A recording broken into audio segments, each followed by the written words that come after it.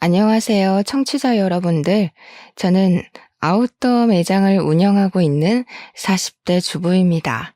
저에게 일어난 모종의 사건을 어딘가에 재미나게 풀어내고 싶어서 이렇게 사연을 올려보게 되었습니다.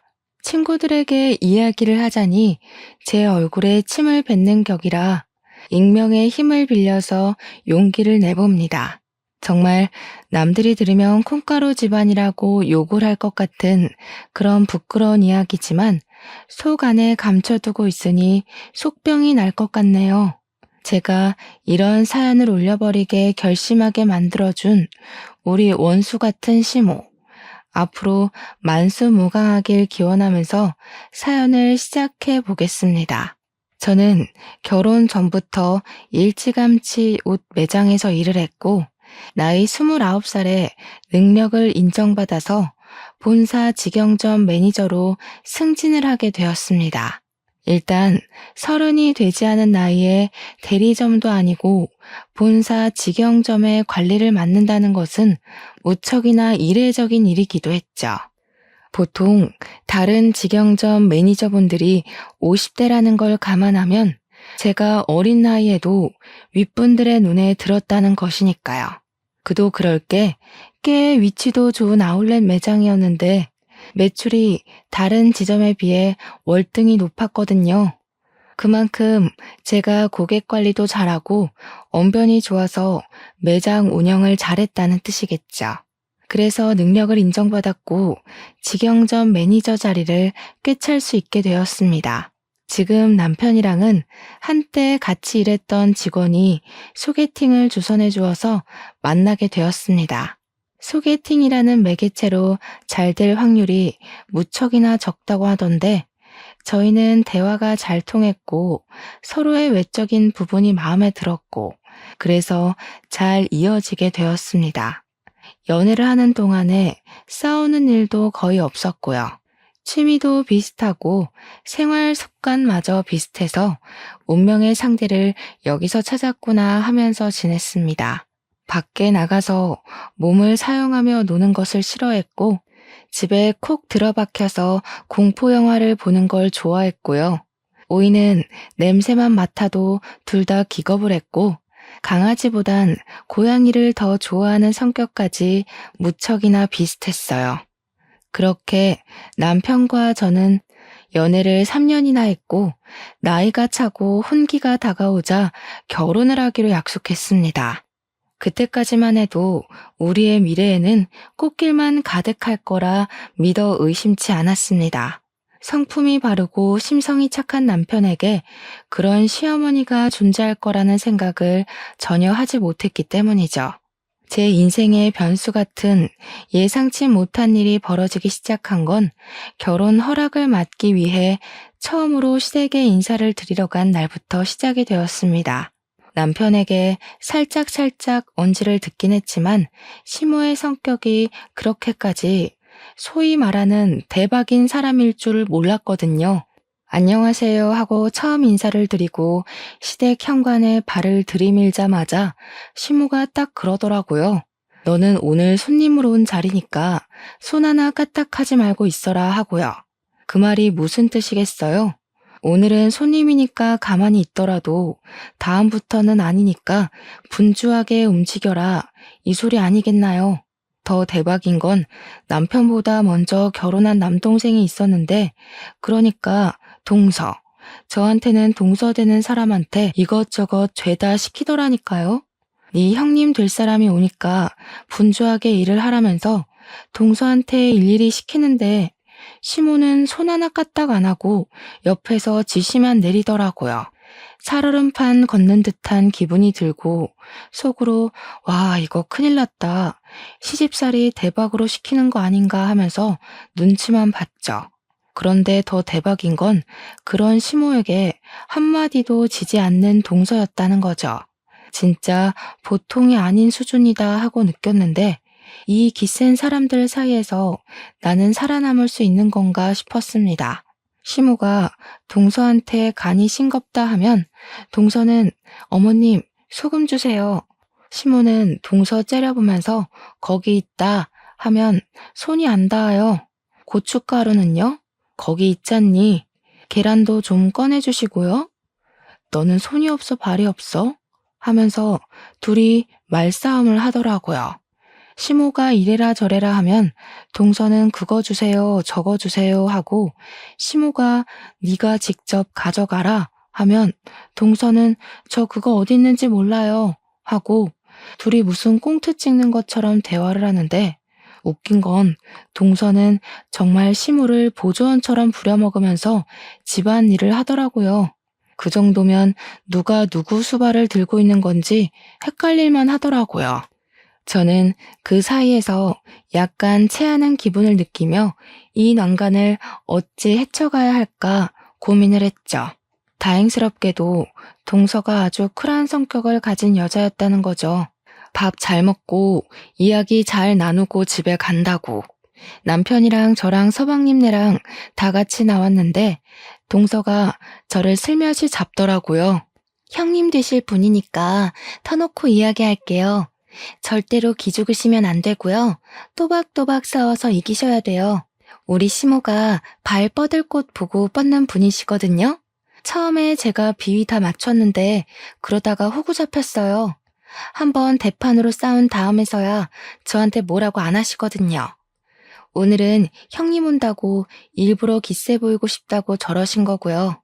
평소에는 저한테 한마디도 못 하시거든요. 그니까 형님도 저처럼 드세게 나가셔야 돼요. 어려우면 연락 주시고요. 그렇게 자기 할 말 쏙 하고 가더라고요. 순간 제 머릿속에 시모를 들이받으라고? 이게 무슨 콩가루 같은 이야기지? 했어요. 동서가 정말로 저를 걱정해서 말해주었던 진심이라는 걸 그때는 잘 몰랐죠.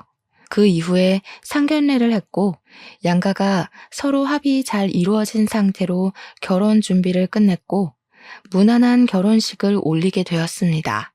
근데 보통 결혼식 하는 날 신부 대기실에는 신부 지인들만 들어오지 않나요?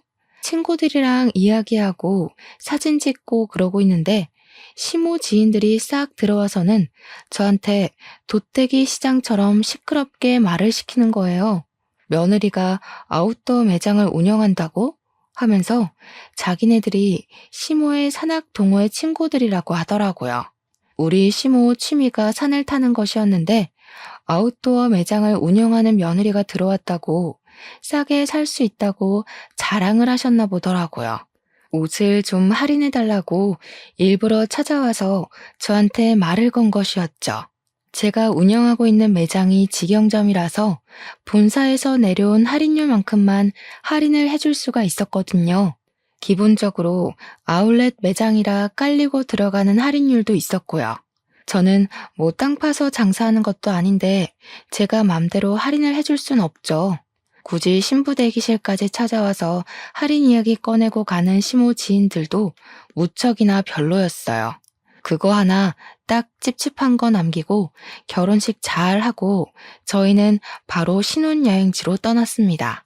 남편과 저는 평소에 가볼 수 없는 곳으로 신혼여행을 가자고 약속을 했고 그 장소는 바로 약속의 땅 뉴질랜드였습니다.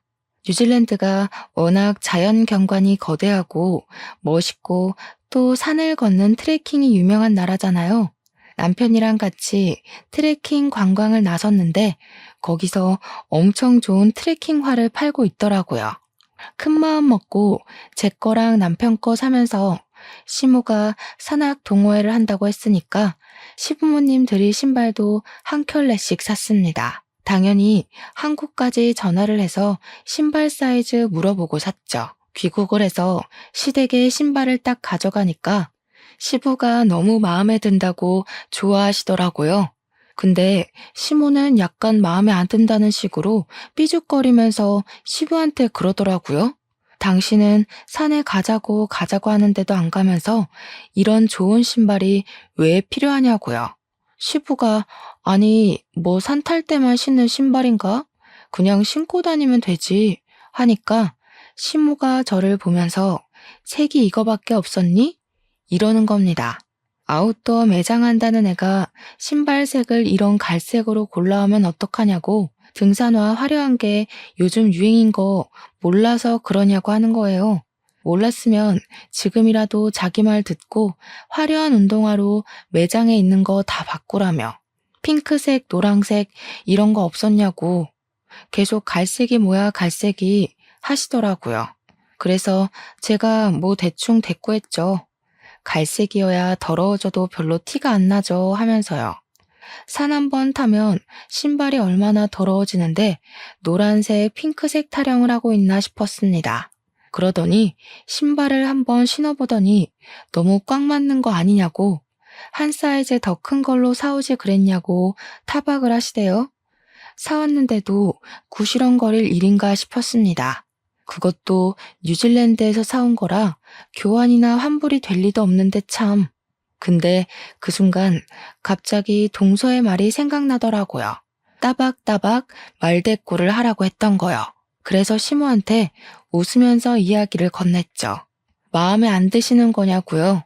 그러니까 시모가 냉큼 좋기는 한데 너네 매장에도 좋은 거 있지 않니? 핑크색. 이러시대요. 느낌이 딱 오더라고요. 이 신발도 가지고 매장에 들어온 새 신발 하나 더 챙기려는 속셈이구나 싶었던 거죠. 그래서 저는 눈치 없는 애처럼 그 신발 마음에 안 드시면 그냥 저 달라고 했어요. 제가 2개 신겠다고요. 그러고는 셀쭉하게 말했죠. 선물을 해드려봤자 불평만 하시니까 다음부터는 챙기지 말아야겠다 하고요. 시모가 저한테 뭘 그렇게까지 이야기를 하냐고 우리 매장에 있는 신발 하나 더 얹어주면 되는 거 아니냐고 하더라고요. 그래서 매장에 있는 신발 5% 할인해드리겠다고 하니까 가족끼리 신발 하나 못 주냐고 구시렁구시렁. 신발 이미 사드렸구만 뭘 그렇게 욕심을 내는지 참. 하루는 출근해서 매대 정리하면서 매출을 확인하고 있었습니다. 말일까지 제대로 정산해 놓지 않으면 꼭 중간에 구멍이 나는 일이 있더라고요. 이리저리 매출 전표 보면서 재고랑 같이 확인하고 있는데 시끌벅적한 소리가 입구에서부터 들리더라고요. 보니까 시모가 산악 동호회 친구들을 잔뜩 끌고 찾아온 것이었습니다. 낯이 익다 싶었는데 신부 대기실에 와서 할인 이야기를 하고 갔던 그 친구들 얼굴이 딱 떠오른 거였죠. 저한테 매장 구경 좀 하러 왔어 하더니 바람막이 입어보고 획 던지고 모자 써보고 뒤집어서 놓고 신발까지 신어보고 난리를 치더라고요. 우리 직원의 눈빛이 와 저거 언제 치우지? 하는 눈빛이던데 제가 다 민망하더라고요. 그러더니 다들 양말 한 켤레씩 들고 와서는 등산 양말 사러 온 거라고 할인을 팍팍 넣어달래요. 고작 5,000원짜리 양말 사면서 할인은 무슨 할인인가요? 시모가 저를 쓱 보더니 원래 양말 같은 건 사은품으로 나가는 거 있지 않냐고 그거나 좀 달래요. 6명이 거 3만원어치 사가면서 사은품 달라고 말하는 게 양심적으로 가능한 일인가요? 그래서 제가 어머님 양말 사은품은 20만 원 이상 구매하셨을 때 나가는 거라 양말 6켤레 산 걸로는 턱도 없어요 하면서 웃었어요. 일부러 하하호호 웃으면서 이야기하니까 시모도 민망했는지 가족끼리 빡빡하게 군다고 그냥 속갯말 삼키대요. 저도 땅 파서 장사하는 거 아니잖아요 하면서 시모 친구들 보면서 이해하시죠? 가격이 맞아야. 이러니까 시모 친구들도 민망했나 봐요. 저한테 나중에 우리가 와서 제대로 팔아줄게 하면서 어색한 얼굴을 하고 돌아가시더라고요. 여기서 끝날 줄 알았던 우리 시모의 진상짓은 지금부터 시작이었습니다. 제가 하루 종일 매장을 지키고 있는 건 아니었거든요. 본사에 회의를 하러 가야 할 때도 있고 쉬는 날도 존재하니까요. 일이 좀 있어서 이틀 연속으로 매장에 출근을 하지 못했는데 제가 출근을 하니까 직원이 저한테 쪼르르 달려오더니 곤란한 듯 말을 하더라고요. 무슨 일 있었냐고 진상 손님 왔었냐고 물어봤더니 반품이 들어왔는데 제 가족분인 것 같다고 조심스럽게 이야기를 하는 거예요. 내가 누구? 하고 물어보니까 시어머니요 하면서 이야기를 하는데 제가 없을 때 왔다 간 건가 싶더라고요. 직원이 저한테 제가 없을 때 와서 바람막이를 하나 사갔다가 다음날 바로 반품을 했는데 택은 그대로 있지만 옷이 너무 더럽다는 겁니다. 순간 그게 무슨 소리인가 싶어서 옷 상태를 보려고 반품 들어온 물건을 확인하는데 옷이 진짜 새 옷이 아니었어요. 옷을 사가서 바로 입고 등산을 갔다가 그대로 환불이라도 한 건지 옷에서 땀 냄새가 나는 거예요.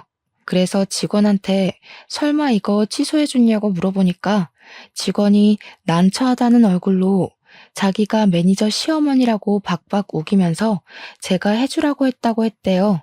그러면서 어떡해요? 저 실수한 거예요? 하는데 직원이 무슨 잘못이 있겠어요? 아니라고 괜찮다고 하고 곧 제가 떠안게 됐죠. 퇴근하자마자 옷을 들고 시댁에 가서 시모한테 획 던졌어요. 이게 뭐냐고 모른 척 하면서 묻길래 뭐긴 뭐냐고 우리 옷 사가서 입고 반품하셨다면서요? 하면서 일부러 큰 소리로 이야기를 했습니다. 시부가 빤히 보고 있었으니까 일부러 들으라는 듯이 이야기하니까 시모가 시치미를 뚝 떼더라고요. 자기는 그런 적 없다고 옷을 사가서 반품한 건 맞는데 입고 돌아다닌 적은 없대요. 그러면서 그 직원 진짜 웃기는 계집애라고 자기가 옷 관리를 못한 걸 가지고 매출 늘리려고 일부러 거짓말 치는 거 아니냐면서 몰아가는 겁니다. 제가 일일이 옷을 보여주면서 여기에는 흙이 묻었고 여기에는 스크래치가 생겼다고 누가 봐도 입고 산탄 것 같은데 무슨 소리냐고 했죠. 제가 화가 나서 이 옷 결제하게 빨리 카드를 주시던가 현금을 달라고 했어요. 시모는 자기는 그런 적 없으니까 못 준다고 강짜를 부리더라고요. 원래 소비자 보호법에 의거해서 14일 이내로 환불되는 거 아니냐고 진상을 부리는 겁니다. 그래서 그거는 옷이 상하지 않았을 때 이야기고 지금은 상했으니까 해당 사항 없다고 돈 달라고 했어요. 씩씩거리면서 죽어도 못 준다는 식으로 이야기를 하는데 듣고 있던 시부가 무슨 그런 파렴치한 짓을 하냐고 저한테 현금을 주시더라고요. 시부라도 정상이라서 다행이지 시모의 진상짓은 넌덜머리가 났습니다. 저한테 가족끼리 왜 그렇게 빡빡하게 구냐며 대충 세탁해서 팔면 되지 하는데 열이 오르더군요. 그러고 한동안 조용한 것 같더니 한 달 뒤에 제가 쉬는 날 우리 시모가 와서 옷을 또 사가지고 가서는 반품을 했대요. 직원한테 이번에도 옷이 더럽냐고 물어보니까 그건 아닌데 하면서 말꼬리를 흐리더라고요. 무슨 일이냐 하니까 옷을 30만원치를 사가서 바로 반품을 하긴 했는데 사은품으로 증정되는 등산 모자랑 양말은 쏙 빼놓고 환불했다는 겁니다. 그거는 사은품이니까 자기 거 아니냐고 사은품까지 반납을 해야 하는 거냐 어차피 증정품 아니냐 하면서 안 주더래요. 양말하고 모자는 이미 자기가 신었으니까 그냥 자기가 갖겠다고 하면서 매니저 시어머니야 했다는 겁니다. 당연히 그 말을 듣는데 제가 열이 받지 않겠습니까? 또 시댁으로 찾아갔죠. 신부가 보자마자 이번에는 안 입고 반품했다고 당당하게 말하길래 사은품은 왜 챙겨가서 돌려주지 않냐고 했습니다. 사은품이요. 저희도 공짜로 나눠주는 거 아니고요.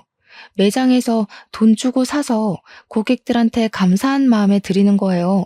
근데 어머님께서 그렇게 쏠랑 사은품만 챙겨가시면 다른 고객님 한 분은 그 사은품을 받을 수가 없잖아요. 우리가 땅 파서 장사하는 거 아니라고 몇 번을 말씀드려요? 저희 매장에 찾아오지 마세요. 어머님한테는 저 더 이상 물건 안 팔겠습니다.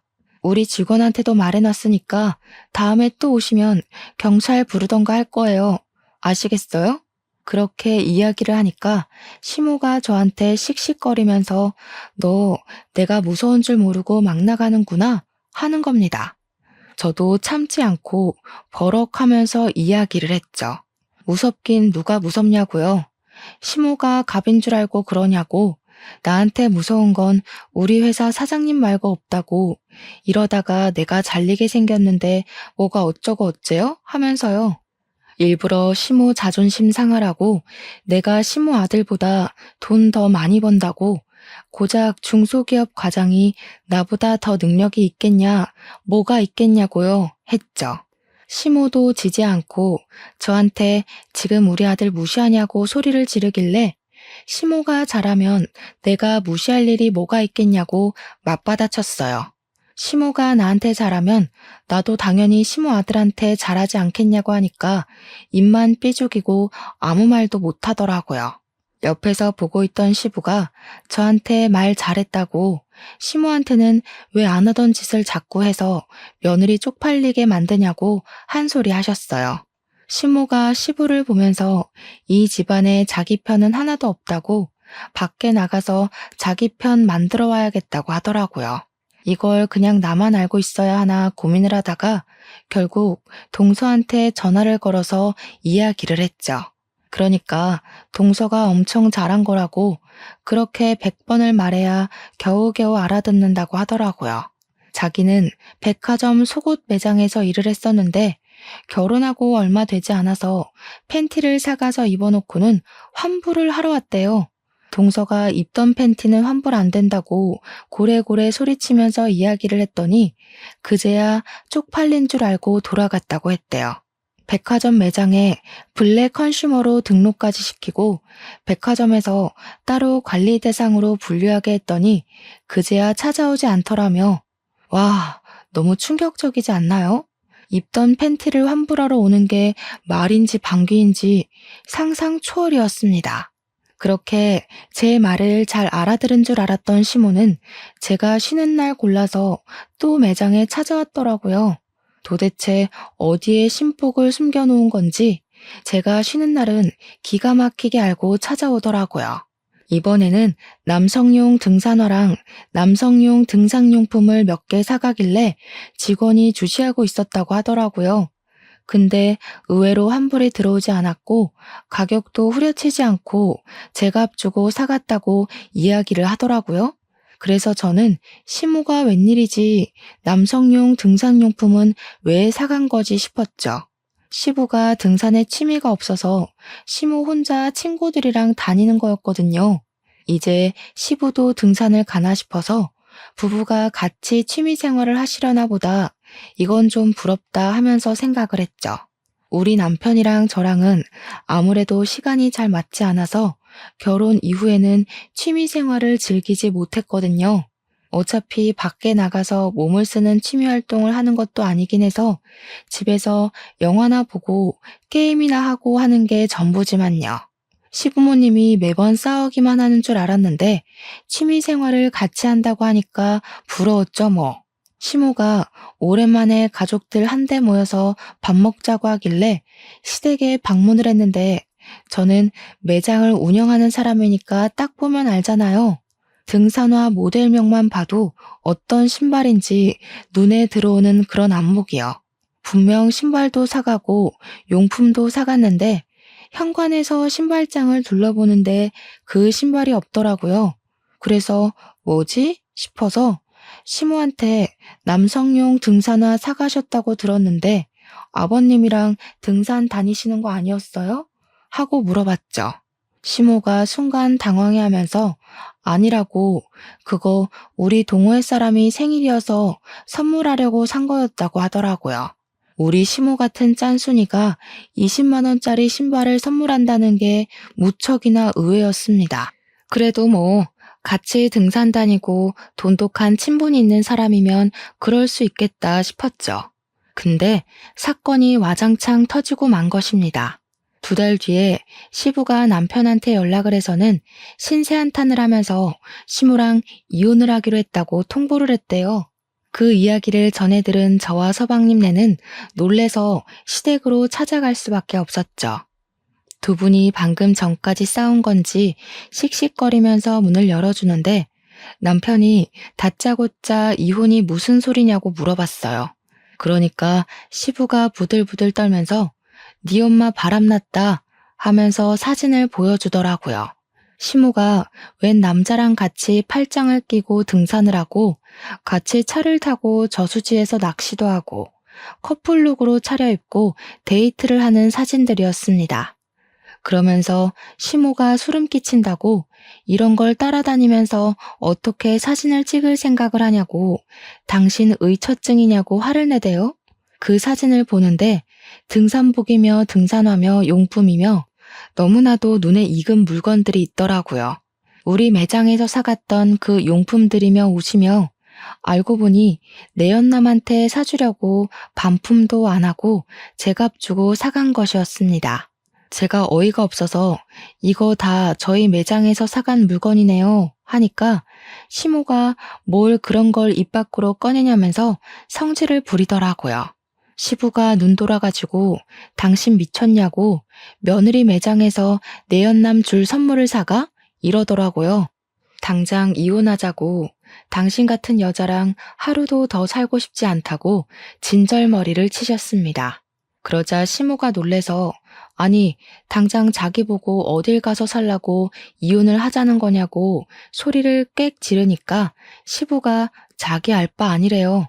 내연남 집에 가서 살든 밖에 나가서 얼어 죽든 마음대로 하자고 당장 우리 집에서 나가라고 내연남이 호랩이라며 하더라고요.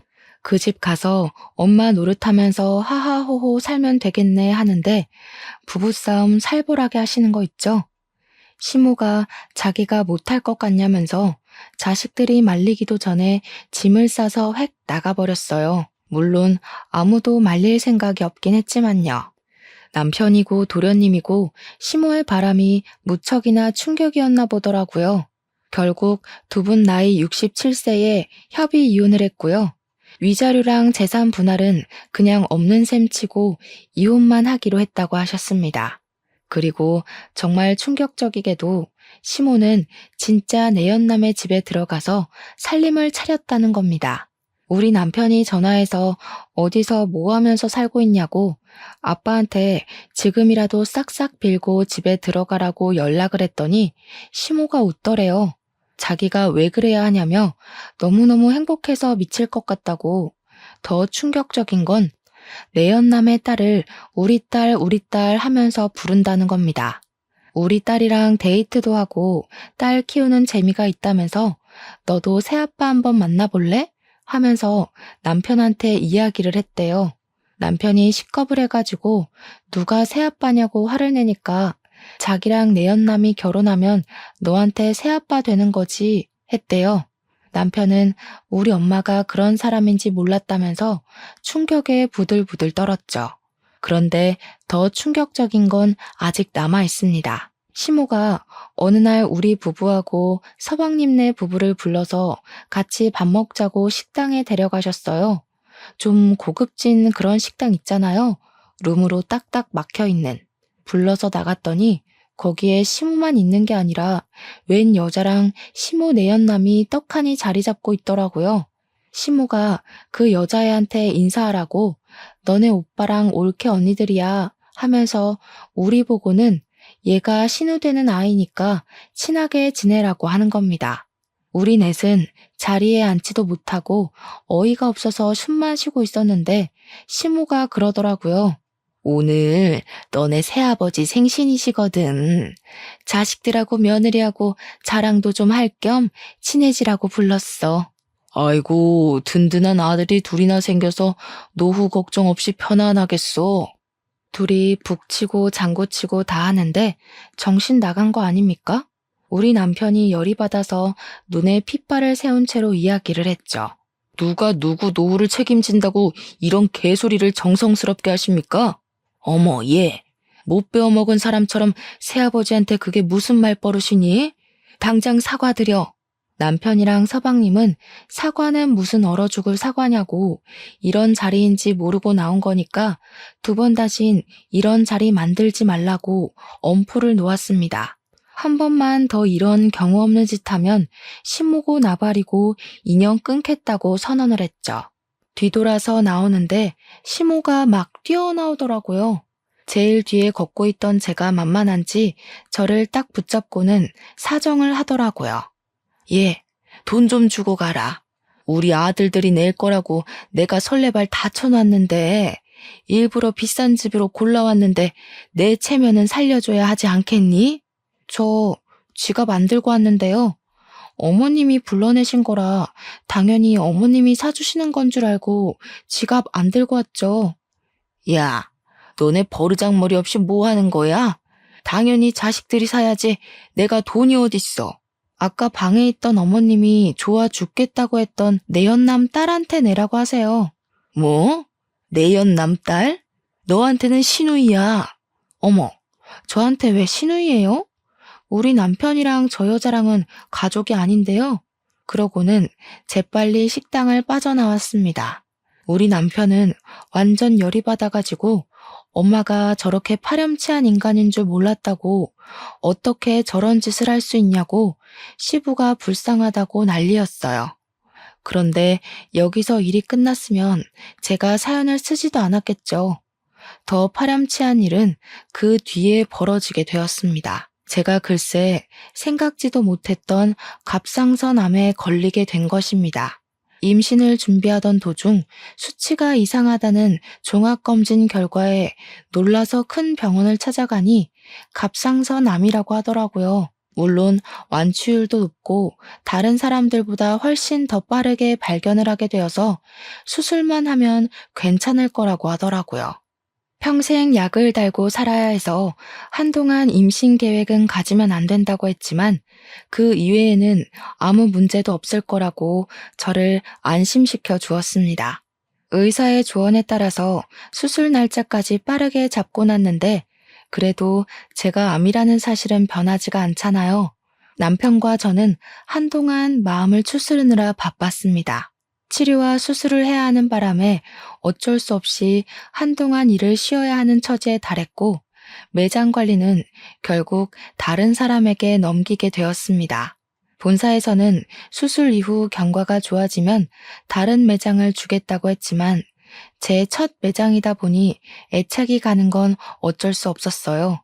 그래도 피곤하면 안 되고 컨디션 조절을 잘 해야 한다고 해서 일을 할 수 없게 되었죠. 인수인계까지 마치고 본격적으로 치료가 시작되는 주까지 일을 도와주기로 했습니다. 본사에서는 일단 퇴직을 하게 되는 것이라 퇴직금까지 받아갈 수 있었습니다. 집에서 쉬려고 하니까 영 좀이 쑤시더라고요. 그런 와중에 무슨 일 때문에 매장을 방문했는지 모르겠지만 시모가 또 그 매장에 방문을 했나 보더라고요. 직원에게 연락이 왔는데 당당하게 들어가서 내가 여기 매니저 시어머니인데 했다는 겁니다. 그런데 매니저가 변경이 되었잖아요. 새로 들어온 매니저가 저는 시어머니가 없는데요? 한 거죠. 시모가 놀래서 우리 며느리 어디 갔냐고 하니 직원이 모르셨냐고 몸이 안 좋아서 퇴직을 하셨다고 이야기를 한 겁니다. 저한테 혹시 실수한 거 아니냐고 연락이 온 건데 그냥 잘했다고 했어요. 시모는 머리를 그때부터 굴리기 시작했나 봐요. 쉬는 것도 아니고 퇴직이라고 하니까 어디 아파도 단단히 아프구나, 죽을 병이라도 걸렸나 싶었던 거죠. 우리 남편한테 전화해서는 걱정스러운 말투로 우리 며느리 어디가 아픈 거냐고 큰 병이냐고 꼬치꼬치 캐묻고 난리를 쳤대요. 며느리 건강 걱정 한 번 안 할 것처럼 굴던 사람이 막 걱정돼 죽겠다고 이야기를 하니까 남편도 마음이 좀 풀어졌나 봐요. 큰 병은 아니라고 초기에 발견해서 수술만 하면 된다고 갑상선암이라고 이야기를 한 거죠. 그러니까 걱정 마시라고 다 괜찮아질 거라고 이야기를 했더니 그제야 아 그러니? 알겠다 하고 전화를 뚝 끊더래요. 걱정했던 것 치고는 너무 빠르게 알겠다고 하고 전화를 끊어서 좀 찝찝하다고 하더라고요. 알겠다고 시모한테 연락 오면 말해주겠다고 남편에게 이야기를 한 뒤 집안일을 좀 하고 쉬고 있었어요. 그런데 딱 타이밍 좋게 시모한테서 연락이 온 거죠. 아무렇지 않게 여보세요 하고 전화를 받으니까 시모 목소리가 들떠서 전화를 했더라고요. 예. 우리 아들이 그러는데 너 갑상선암이라며? 내가 좀 알아보니까 그거 수술비도 별로 안 비싸고 애후들도 다 좋다고 하더라. 거기다가 너 퇴직금까지 빵빵하게 받고서는 일 그만뒀다고 하더라. 어디 아픈 데는 없냐, 몸은 좀 괜찮냐 물어볼 줄 알았는데 영 딴소리만 나오길래 그래서요? 하고 대꾸를 했죠. 그러니까 전화로 할 이야기는 아닌 것 같다고 이따가 집으로 찾아오겠다고 하고 끊더라고요. 영 기분이 쎄해서 남편한테도 이야기를 하니까 퇴근하자마자 집으로 가겠다고 하더니 정말 날아왔는지 평소보다 일찍 왔더라고요. 남편이랑 집에서 저녁 먹고 쉬고 있는데 시모가 대뜸 집으로 찾아온 겁니다. 너 보험금 얼마 나왔어? 보험은 좀 들어놨지? 퇴직금은 얼마 받았니? 아픈 사람 붙잡고 웬 돈 이야기야? 아니, 어쩜 이렇게 타이밍이 좋니? 너네 새아버지가 사업을 하는데 자금이 콱 틀어막혀서 지금 위험하거든. 일단 그거 먼저 풀어야 해서 대충 1억 정도가 필요한데 우리 며느리가 근속기간도 길고 보험금도 받았을 거 아니니. 10년 넘게 일도 했으니까 퇴직금도 꽤 되고 보험 진단금 받은 거 합치면 1억은 될 것 같더라고. 그 돈 나 좀 빌려줘라. 내가 나중에 갚을 테니까. 아니, 제가 아파서 퇴직을 한 거고 암 때문에 받은 보험금을 지금 내연남한테 빌려주라고 하는 게 맞는 건가요? 이게 바로 정신 나간 소리 중에 제대로 정신 나간 소리 아니겠습니까? 저는 어이가 없어서 바로 시모한테 세게 들이박았습니다. 어머님, 혹시 머리에 소주 꽂으셨어요? 그랬더니 시모가 뭐가 어쩌고 어째? 하면서 저한테 큰 소리를 치시는 거예요. 지금 화를 낼 사람이 누군데 누가 누구한테 큰 소리를 냅니까? 머리에 소주 꽂은 것도 아닌데 어떻게 이런 생각을 하세요? 다른 것도 아니고 제가 암에 걸려서 투병을 시작했는데 보험금을 달라고요? 그것도 저한테는 생판남이나 다름없는 어머님 내연남 사업 자금을 위해서요? 예, 생판남은 무슨 남이니? 이 일만 해결하면 우리 결혼할 거야. 그럼 너한테도 새 시아버지가 되는 거 아니겠니? 어떻게 내연남이라고 할 수 있어? 어머님이 바람 피우신 건 맞잖아요. 지금도 어쨌든 호적 정리도 안 돼서 그냥 단순 동거남인 거고요. 그 나이 먹고 아픈 며느리한테 이런 말 하는 거 부끄럽지도 않으세요? 저 같으면 쪽팔려서라도 이런 부탁 못할 것 같아요. 제 말이 끝나기 무섭게 남편이 부들부들 떨더라고요. 시모한테 목소리 쫙 내리깔고 이야기를 하는데 처음 보는 남편의 모습이어서 너무나도 놀랬습니다. 섬뜩하리만치 목소리를 내는데 진짜 사신이 나타난 기분이었어요. 엄마, 나 진짜 엄마한테 너무나도 실망이 크다. 바람을 피웠다고 했을 때만 해도 아빠한테도 어느 정도 책임이나 잘못이 있을 거라고 생각했어. 아빠는 항상 돈을 번다고 바빴고 엄마는 외로움을 견디지 못하는 사람이었으니까. 근데 지금 생각해보니까 아니야. 그래, 아닌 것 같아. 예, 네 아버지가 나한테 관심이라도 줬으면 내가 바람을 피웠겠니? 그 인간은 나를 그냥 집 지키는 집 요정 정도로만 취급했다. 아니, 엄마는 그냥 탐욕스러운 사람인 거고 엄마만 생각하는 아주 이기적인 사람이었던 거야. 난 더 이상 엄마를 엄마라고 생각하지 않고 살 거야. 어떻게 우리 와이프 병원비를 아니 목숨값을 내놓으라고 당당하게 말을 할 수 있어? 이제 내 집에서 나가줘. 나한테 연락도 하지 말고 앞으로는 찾아오지도 마. 아니, 내가 먹고 튄다고 했니? 그거 갚겠다고 했잖아. 보증이라도 서줘? 공중이라도 설까? 나가라고. 꼴도 보기 싫다고 했잖아. 내가 엄마 자식이라는 게 부끄럽다니까?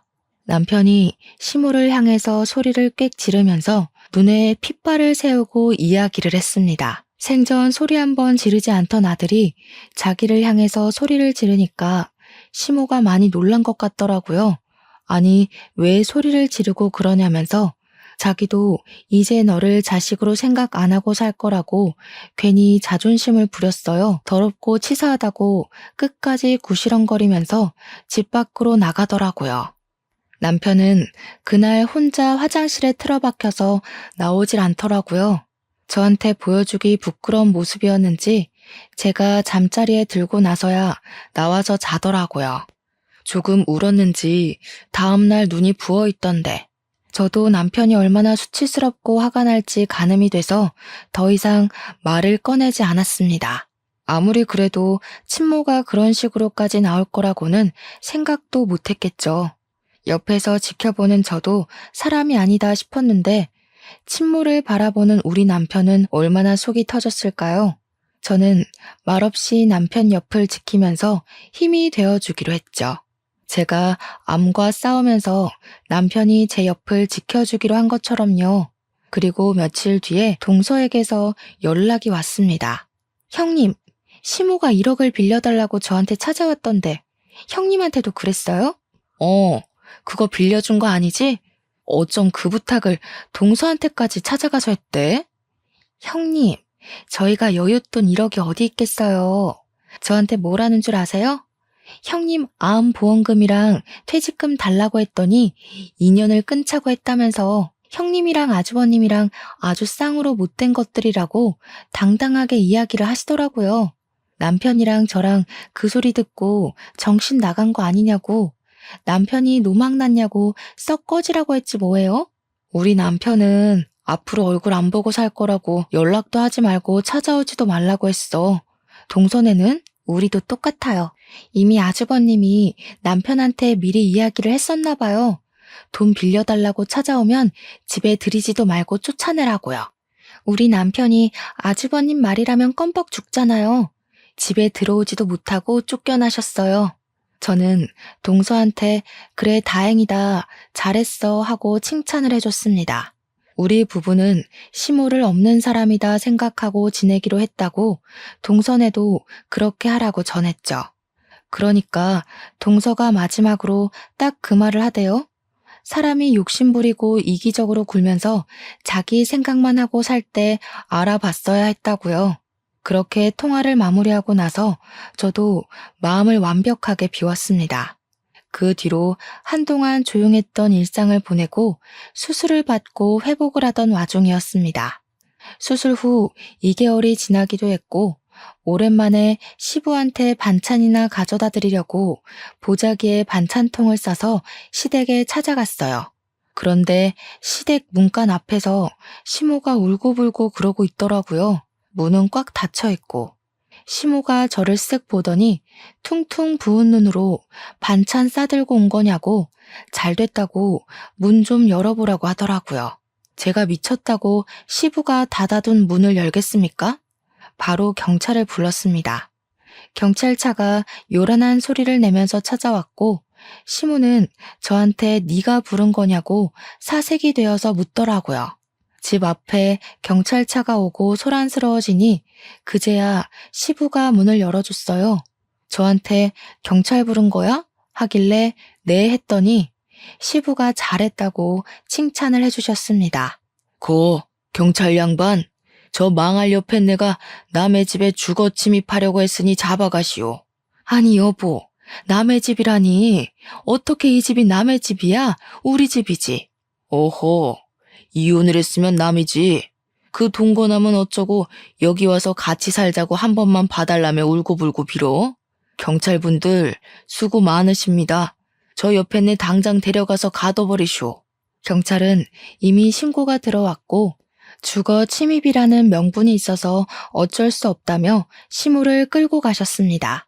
저는 시부한테 반찬을 잘 전해드리고 집으로 돌아왔고 그날 저녁 시부에게서 연락이 왔어요. 경찰이 조사를 끝냈다고 시부한테 연락을 주면서 사건의 전말을 알게 되었습니다. 시모는 결국 1억을 구하지 못했고 내연남은 시모한테 온갖 난리를 떨면서 쫓아냈다고 하더라고요. 알고 보니 내연남도 1억을 구해다 주겠다는 시모의 말에 속아서 같이 동거를 했던 거라고 하더군요. 내연남이 시모한테 그 돈 때문에 7살이나 많은 늙은 아줌마랑 동거까지 한 건데 그 돈 못 구해와서 길바닥에 내앉게 생겼다고 했대요. 시모가 돈이 있어 뭐가 있어요? 시부한테 원룸이라도 얻어달라고 사정사정을 했다는데 시부가 그것도 거절했대요. 나중에 듣기로는 뭐 지방에 있는 친척네 집으로 갔다는 것 같은데 별로 궁금하지 않더라고요. 시부도 그렇고 우리 남편도 서방님도 강단 있는 사람이라서 일이 확실하게 해결됐지. 아니었으면 시모가 누울 자리 보고 뻗었겠죠. 저는 암 수술은 무사히 완벽하게 제거되었고 의사 선생님이 경과가 좋아서 2, 3년 지나면 임신 계획을 세워도 좋을 거라 했습니다. 남편과 저는 하루빨리 이세를 만들고 싶어서 시간이 흐르기만 기다리고 있어요. 우리 가족에게 새 생명이 찾아와 더욱더 화목해지길 기대해 봅니다. 제 이야기를 여기서 마치도록 할게요.